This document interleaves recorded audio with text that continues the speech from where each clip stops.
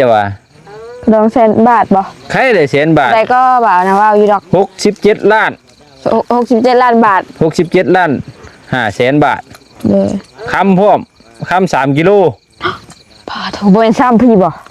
มันอันเป็นคำแท่งเนี่ยเนาะคำแท่งหรือเป็นตั้งเป็นอย่างต่างๆนะสายข้อสายแขนเลยแม่นครบกับบอนิ้วแท้นู่นก็จะว่าอย่างไรอันคลิปตัวที่น้องน้อยเพิ่นดีใจโดดกอดบอนิ้วเนาะเพิ่นเป็นผู้บ่าวผู้สาวกันแท้บ่ว่าซั่น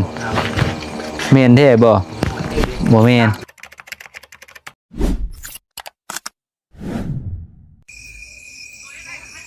พี่น้องเนาะพบเจอกันตอนค่ำๆเด้อพี่น้องเด้อเนาะเดือนดาวจนขึ้นแหละพี่น้องเนาะโธ่พี่น้องเอ้ย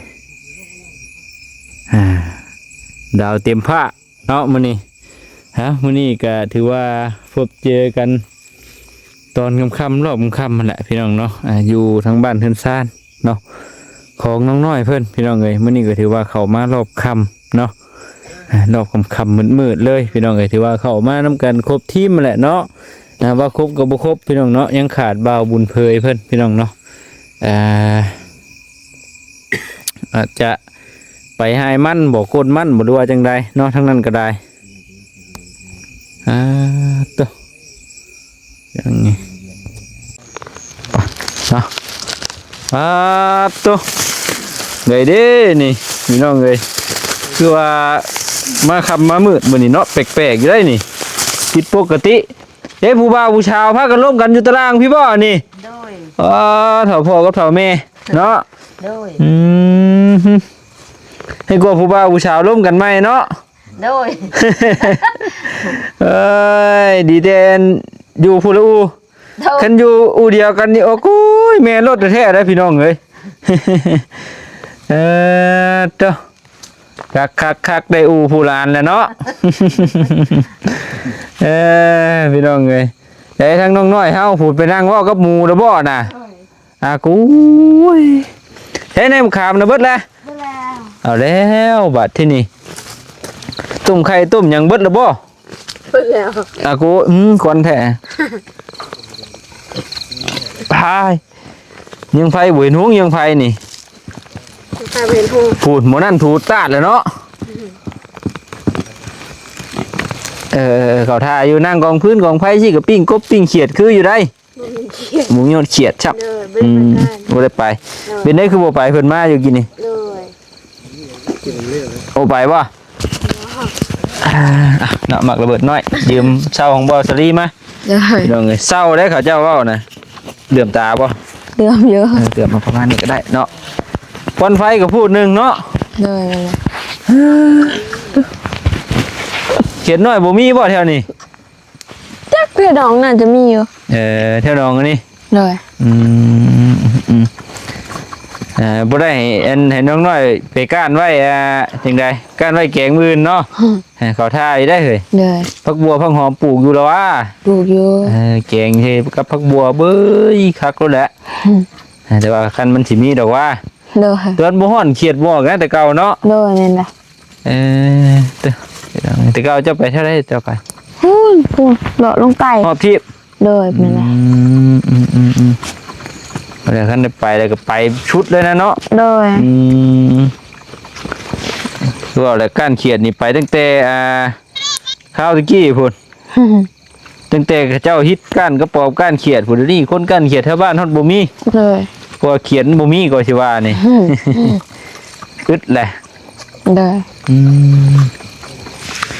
นั่งผิงพื้นผิงไผ่ที่คิดเห็นไอ้ดีก็เบานิ้วเหมือนเนาะเลยพากันเตลิดปบยังปบเขียดต่างคนก็ว่างูไปน้องเอ้ยกินเขียดแท้ยังยันเขียดด้วยความตกใจว่าฉันหมูกระปอยนี่ได้บ่ได้ขังบ่นี่ขังมันดุดออกหอยปอยนี่ระวังได้อันเครื่องปลูกของพังเนาะเกี้ยงแช่มันเห็ดนี่เลยเข้าไปชวนก็เบิดแล้วแหละมักทั่วมักแตงมักหญ้าพี่น้องพี่น้องเลยตัวจึงได้บุอันยังไพ่คือบัถนัดคืออันเปิดแพทเนาะมันอยู่บนเก่าแล้วพี่น้องเลยเบิ้งปนออกก่อนแต่หัวนี่คือจังว่ายังไงจังหนึ่งแท้เนาะ เลย ที่จริงก็เห็นหุ่งเงี้ยนี่ ถามยันน้องน้อยบ่ขาวพี่น้องเหมือนกันว่าเรียบร้อย ยันน้องน้อยใช่ป่ะเอาคือดำแท้ว่าฉันคลิปนี่ ที่จริงแล้วขาวน้ำไผ่ชื่อเด้อ คนดีใจนิดน้อยใจว่าเราในใจได้เนาะ โอ้น้อยใจบ่ เลย โอ้ควันรีปัดเนาะเดี๋ยวจะกินข้าวกินน้ำแล้วบ่ยังได้ยังจะสิกินแรงบัดทีนี้ ต้มไข่ไก่ ต้มไข่ไก่ เลยแต่ยังว่ายาก บ่เดี๋ยวว่าอยากกินแล้วได้เนาะมาแต่เก่าเห็นได้กินFC เพิ่นจนเปลี่ยนชื่อให้ใหม่ได้บ่แม่นน้องน้อยชื่อได้บัดทีนี้ เลย น้องน้อยสายกินว่าซั่นเนาะ เลย มามื้อก่อนก็กินอยากตำแตงเนาะตำแตงส่วงแตง เลย มามื้อนี้ผัดกินมีพี่น้องเอ้ยผู้เดียว4ห่ออีกได้แบบบ่จงเท่าพ่อเท่าแม่อีกเนาะคนมากินน้ กินบ่ยันลูกชาวบ่อิ่มให้บ่ติแล้วแหละ ำคนมาอยากได้เพิ่นมาซื้อกิน ลูกสาวผู้เดียวต้องให้ตุ้ยๆนะ เลย กระดองจังหลายเนาะ เลยยังเรียบัดนี่หัวแตกหัวแตกบ่ละบัดนี้โอ้เนาะถือว่าอยู่ให้อยู่หน้าก็มีหมู่มีคู่อยู่บัดกลางค่ำคืนสิเนาะบัดตอนเวียนคือแบบบ่มีคนนอนแท้ดอกที่จริงเถียงนั่นก็มีหั่นเนาะมีจักเถียงแถวนี้เถียงวะเถียงนอนเบิดบ่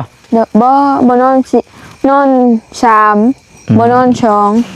2ใครอยู่มีหมู่เนาะคันว่ามีแต่เถียงกันเฮาผู้เดียวก็เป็นอันย่านนี่ได้พี่น้องเนาะว่าเวอยู่ได้เลยเป็นหันเป็นนี่ค่ำกลางคืนจักสิเอิ้นหาไผจักสิเต้นหาไผเนาะไก่หมู่เอาเอิ้นเอาพี่น้องเอ้ยก็เพื่อสิเพื่อหมู่สิตื่นตะนอนจักหมู่สิมายามใด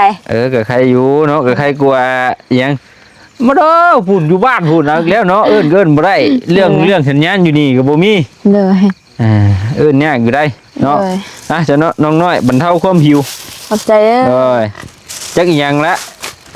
เลยบ่มีอันดอกอันยัดใส่คือเบานิ้วเนาะเบานิ้วมียัดใส่ได้เบานิ้วเลยเพื่ออะไรเพิ่นได้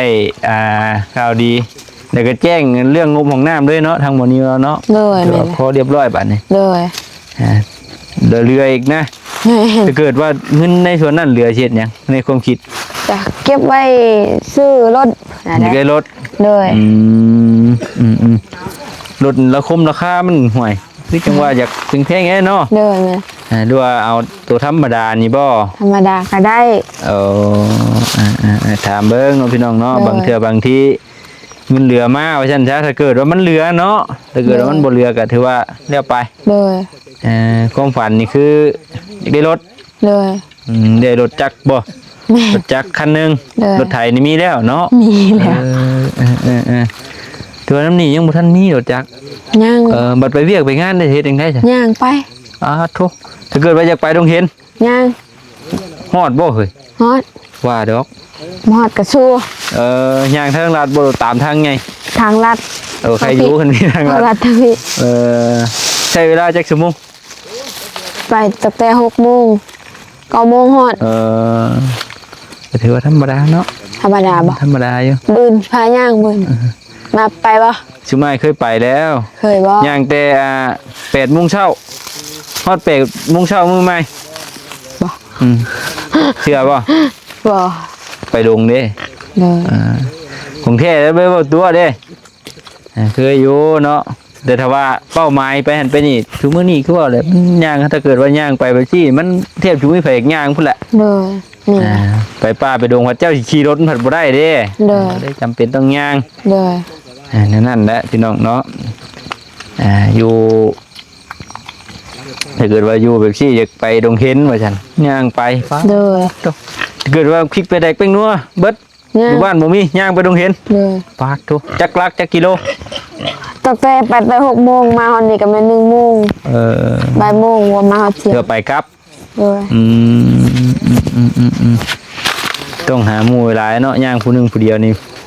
ก็สิว่าอ้าวว่าขอโทษนะผีบ้าเบิ่งได้ยังรัดทงรัดท่าว่าซั่น แม่นแหละ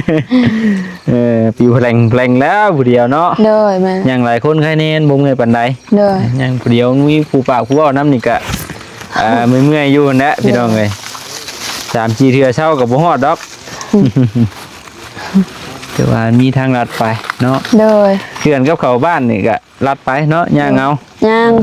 อย่างเดียว ก็เป็นเรียกเป็นงานเท่าพ่อเท่าแม่ได้จ้ะย่าง ย่าง อ๋อ ย่างหมูมีขึ้นรถ หัวคิดหัวข่อมไปแล้วเนาะ โดย เอ้าเฮ็ดหยังบ่นี่บัดนี้อยากพิงไผพ่อเพิ่นบ่นี่เอ้า โอ้ถมแล้ว เฮ็ดบัดที่นี่เหมือนเลขมันนี่บ่สิออกนี่ฮะ ฮะ อืม ลบลง อื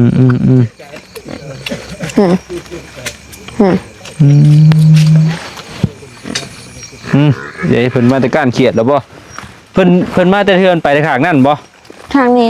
ก็ลงทางนี้ก็ลง ไปกันทางนี้ก็เนาะ โดยน้องมักทางใดไปทางนั้น แต่ว่าถ้าจะไปทางใดมีหลายกว่ากัน มันก็เป็นบางมือนะ เป็นบางมื้อเป็นบางมื้อก็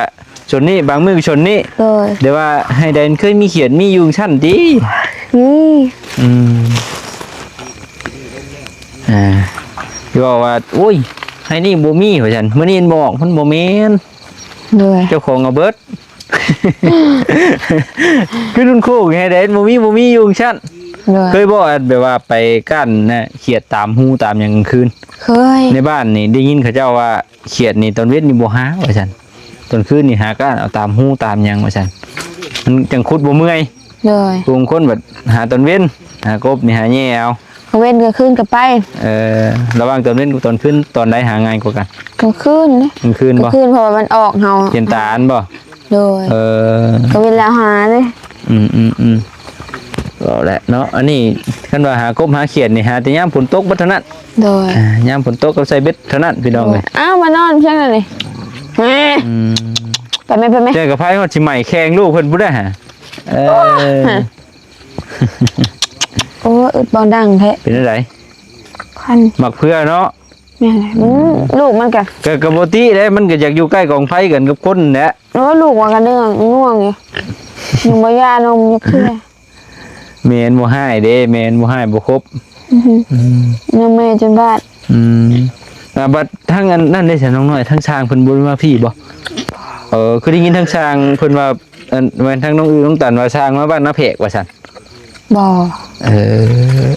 ตอนแรกนี่คิดว่าพอช้างยาวน่ะมาเฮ็ดห้องน้ำให้เจ้า บ่ นี่นะ แต่เพิ่นมาถ้าเพิ่นมาแทกมาหยังชื่อมาเบิ่งท่อเบิ่งเพิ่นมา โดยเพราะว่าไปบ้านน้องอึ้งเนาะไปบ้านน้องอึ้งถามน้องกันว่าพอช้างกับบุญทวีน่ะไปบ้านนาเพกแล้วว่าซั่นเนาะ อ๋อยันเพิ่นไปเฮือนน้องอูน้องอีเด้วันนี้เพิ่นย่อเสาเด้ แม่นบ่ โดนแม่นแหละ ยันแม่นแล้วฉันเนาะ หันได้ก็ได้ยินพวกอ้ายๆเว้าหรอก ยันไปย่อเสาตั้งเสา โดย เห็นแล้วพี่น้องเอ้ยเนาะทั้งนั้นก็เห็นในลีเราสั่งเสาสั่งหยังเข้าไปอยู่ เลย ถือว่าพอสร้างยาวแล้วนี่หับงานแบบยาวเหยียดเลยนะเนาะ โดย แต่ทั้งกับพ่อแล้วนี่บ่ไปเป็นลูกมือเพิ่นบ่เป็นหยังเคยนี่ได้ปุ๊บได้น้องน้อยเอ้ยเดี๋ยวนี้เพิ่นสิรับไผแล้วเนาะ เลย โอ้ถ้าแม่ก็เบิดข้อขังไว้นี่ มันดูด ใช่ขอกมันน่ะนี่บ่ โดยแม่น ต้องให้พ่อจัดแจงไหม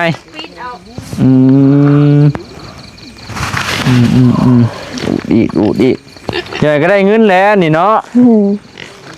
หรือว่าสิไว้จัดงานดอกน้องน้อยป่ะเข้าหาให้น้องน้อยไอ้ใจหมูมันสิใหญ่เกินได้นี่ บ่มีผู้เอาอยู่ในดงตะป่าพี่ไผ โอ้ สิมา เจ้าก็บ่อยู่บ้านอยู่เมืองเห็นเนาะ อยู่แต่ดงตะป่าไผสิมาฮอด ว้าวมีผู้มาฮอดบัดข้าเจ้าสิเอาดีเพราะโอ้ยเจ้ายังบ่ผ่านว่าซั่นเจ้ายังบ่ผ่านยังข้อดีเจ้ายังบ่มีว่าซั่น ได้เบิดขอค่ะว่าเป็นคนดี ไปซั่นแล้วบางเทื่อรถเราสูบยาคนกลุ่มอยู่คนเบาคนสูบยาว่าซั่นเราสิมาเอาอยู่กะก็แล้วยังฮอดยานฮอดข้าวเนาะ โดย แต่ว่าจักปีแล้วตอนนี้ 15ปี โดย โอ้ยบ่พาเอาไปย่าฉันอีกจักยังอีกแล้วอีกจัก5ปีถ้าจะเอา 5 ปีแม่นบ่ เอาพอดี20ปีเด้ โดย พอดีแล้ว เท่าก่อนเนาะ บ่เท่าแล้ว20ปีเนาะแต่ผู้บางคน30-40ปีเอาลูกเอาผัวก็ยังมี20ปีบ่เท่าดอก น้อยไปสิเอาดูเอ้ยมันอีกหลายพันบาท บ่เฮาย่านที่เขาเจ้าบ่เอาย่านขะโรงไปจักแม่ มันปุ้ยเนาะสุดยอดเลย100,000 บาทกับคำเท่าก็เจ้าว่ามื้อน่ะแม่ 3 บาทนึง บาทหนึงก็บาทหนึง80,000กว่าๆเลยเด้ โดย โทเนาะไปสิเอาลาวเด้อพี่น้องเด้อบ่ปีนี้ปีหน้าคำบาทละ100,000 400,000 5แล้วโลดทุมเจ้า โดยเท่าได้เท่าชื่อได้เนาะ น้องน้อยก็สิเดาซื่อบ้าเจ้าเห็นบ่อันคนเซนูนี่เพิ่นเอาลูกเอาผัวนั่น เห็นอยู่ ขะดองเท่าใดจ้ะวะ ดอง100,000 บาทบ่ ใครได้100,000 บาท แต่ก็บ่าวนะว่าอยู่ดอก 67 ล้าน 67 ล้านบาท 67 ล้าน500,000 บาท โดย คำพร้อมคำ3 กิโล พอโทรบ่เป็น3พี่บ่ มันอันเป็นคำแท่งเนี่ยเนาะ อ๋อ คำแท่งหรือเป็นตั้งเป็นอหยังต่างๆหน้าสายคอสายแขน โดย เป็นแท่งเลย แม่นอยู่เซนูนี่เนาะ โดย กระดอง67 ล้าน500,000 บาท ได้ชำนั่นนี่ป๊าดโธ่ เอาให้ไทยหน้าแล้วเนาะ บ่ให้เฮ็ดเวียกเฮ็ดงานหยังแหละบูชาเอาได้น้องน้อยเด้อน่ะหาแต่เงินละพ่อสิหน้าบ่ต้องดำค่อยดำเองแต่ว่าคือว่าแล้วเนาะ เพิ่นมี มันก็วาสนาไผมัน โดย ผู้บางคนอยากว่าชุดแต่เลือกเนาะขอโทษนะชุดแต่เลือกเอาผู้มันดีๆว่าซั่นเราอย่าบ่สูบบ่กิน โดย พอเอาไปได้ประมาณปี2ปีก็เริ่มเป็นรายต่าง โด เนาะ ยแม่นแหละ เรายาปลาปิ้งบ่กินก็เอาแล้วบัดที่นี่เริ่มกินแล้วก็มีหยังปากเถียงกันเอาแล้วบัดที่นี่ตบตีกันแหละ โดยแม่นแหละ เคยมีเด้ เขาก็ตกใจได้นางว่าอยู่ดีดอก ไม่หยัง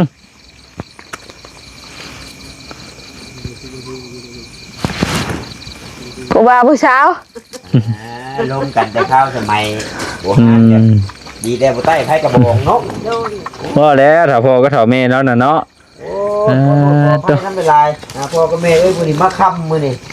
น้อยสิว่าโอ้7-8 โมง ยังบ่พากันเมื่อบ่บ่ได้ว่าหยังบ่น้องน้อยมาครับมามืด บ่ เพราะว่าเป็นมื้อนี้มื้อแรกนะอันที่ออกเวียกค่ำนะ โดย ไปบ้าน จึกเป็นจังได๋บุแล้วเนาะยังคิดอยากมาค่ำมื้อนี้ โดยพูน ตัว หัวไปลงไปใต้แล้ว ไปเถอะเนาะพี่น้องเอ้ยทั้งน้องน้อยเพิ่นก็เริ่มท้องห้องจอกๆล่ะเนาะซื้อมาก็บ่เอาของเพิ่นมักได้ว่าซั่นแนวเพิ่นมักเดี๋ยวเพิ่นสิกินหลายเนาะเอาตัวเพิ่นบ่มักเลยมาให้กิน โดย แต่ว่าจังใดก็บ่แซ่บคือของบ่นิ้วซื้อมาดอกเนาะ แซ่บเบิดหั่นแหละ เห็น FC เพิ่นเม่นมาอยู่ห่วยว่าฉันน้องน้อยเอาเท่บ่ว่าฉันคือจังว่าคบกับบ่นิ้วเท่บ่คือจังว่าจังไดอันคลิปตัวที่น้องน้อยเพิ่นดีใจแล้วโดดกอดบ่นิ้วเนาะเพิ่นเป็นผู้บ่าวผู้สาวกันแท้บ่ว่าฉันแม่นแท้บ่บ่แม่น พ่อ คือด้วยความดีใจ โดยแม่น แล้ว แห ก็ ละ จังไดเนาะแล้วก็นี่แหละเนาะพี่น้องเนาะ โดย เว้าที่เว้าถามไทยกันคือเว้าหยอกเว้าแซวกัน โดย โดยที่จริงแล้วนี่คือยังนี่อยู่นั่นแหละพี่น้องเอ้ยยังโสดว่าซั่นซะ โดย โสดตดโปดอยู่เว้าเรื่องเรื่องสิเอาลูกเอาผัวก็บ่มีผู้เอาเฮาแล้วว่ะแต่ว่ารักษาหุ่นได้เฮ้ย บ่ เฮ็ดเบ่งเล่งคืออึ้งไข่นี่โยกบ่ได้เด้ โดย ดอกแม่เพิ่นอยู่น่ะเนาะไทย ภาษากระโบก เป็นทุกคนจัดมื้อ บ่ตาเจ้าสังเกตเบิ่งแม่เฒ่าแม่เราได้ของใหม่ไดเอาสังเกตเบิ่ง โอ้โอ้ผู้ครอบครองแม่ล่ะ พี่น้องเอ้ยน้องพี่น้องเอ้ยถือว่าทั้งห้องน้ำห้องในก็หยังมันก็มาครบเบิดแหละหาก็มาบ้านนี่บ่ลืมมื้อนี้บ้านนี่เนาะ บ้านนี้โดย ถือว่าท่านก็เรียบร้อยเนาะเป็นหยังต่างๆพี่น้องเอ้ยใช่จ้ะแนวอยู่แนวกินเท่านั้น อยู่เทิง อยู่เทิงพุ่นบ่บ่กินข้าวกินน้ำก่อนบ่เฮ้ย ยังบ่อยาก ยังบ่อยากบ่ โดย ของแนวบ่คักก็คักเนาะน้องน้อยเนาะระวังหุ่นได้ว่าซั่น โดยนี่รถหุ่นนี่ ใต้ พี่น้อง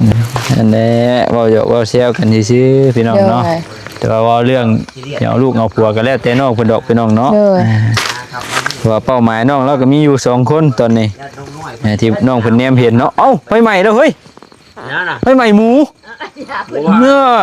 อยู่ดีบ่มักนั่นแล้วเว้าแล้วบ่พังความนี่กระทับกระเทียนี่โอ้ยแน่เห็นล่ะบ่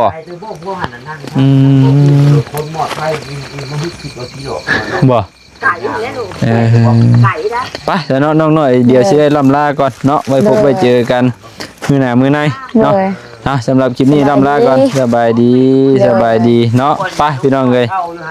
ไปเดี๋ยวพี่น้องเอ้ยล่ำลาก่อนเนาะผิดพลาดกันใดขอโทษขออภัยเนาะไปลาก่อนพี่น้องสบายดีเด้อ